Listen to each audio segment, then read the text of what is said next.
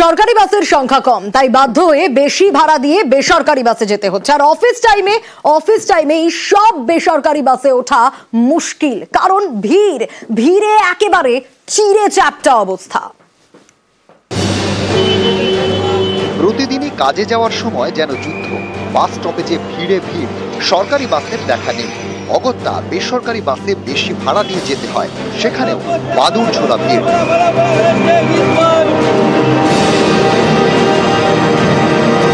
সারাদিন কাজের শেষে বাড়ি ফেরা, তখনও দুর্ভোগ চরমে। ক্লান্ত শরীরে ফের বাসের অপেক্ষা। কোনো দিন সরকারি বাস পাওয়া যায়, তবে বেশিরভাগ সময়ে ভরসা বেসরকারি বাস। সরকারি বাস হাতে গোনা, তাই ভরসা বেসরকারি বাস, কিন্তু সেটাও প্রয়োজনের তুলনায় কম বলে অভিযোগ। এতে প্রতিদিন দুর্ভোগ। কলকাতা উত্তর থেকে দক্ষিণ সর্বত্র একই ছবি।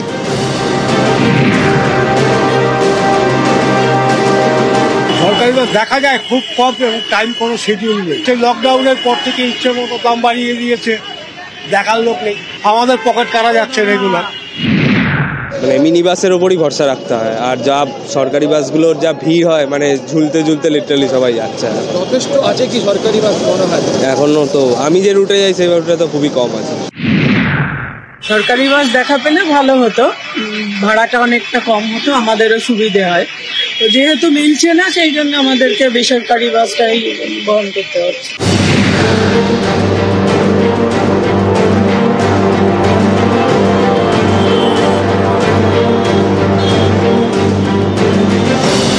সরকারি বাস পেতে হিমশিম, ভরসা বেসরকারি বাস। সেখানে অফিস টাইমে এমন ভিড় যে অনেকে উঠতেই পারেন না, তারা তখন অটো ধরেন।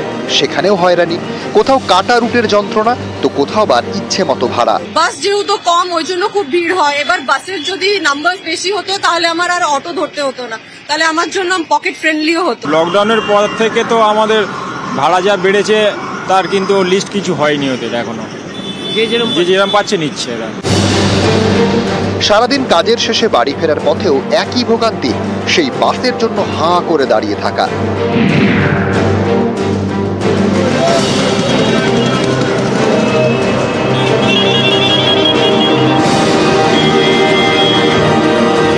ভিড়ের মধ্যে দাঁড়িয়ে থাকা, তারপর লড়াই করে ভিড় বাসে ওঠা।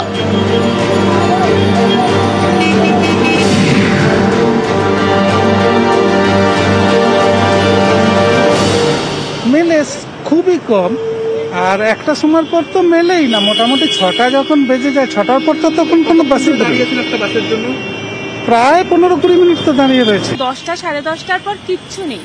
ইভেন মানে খুব বাজে কন্ডিশন। মানে আমরা যারা দূরে জার্নি করি তাদের জন্য তো আরো ভীষণ প্রবলেম। নিউজ 18 বাংলা।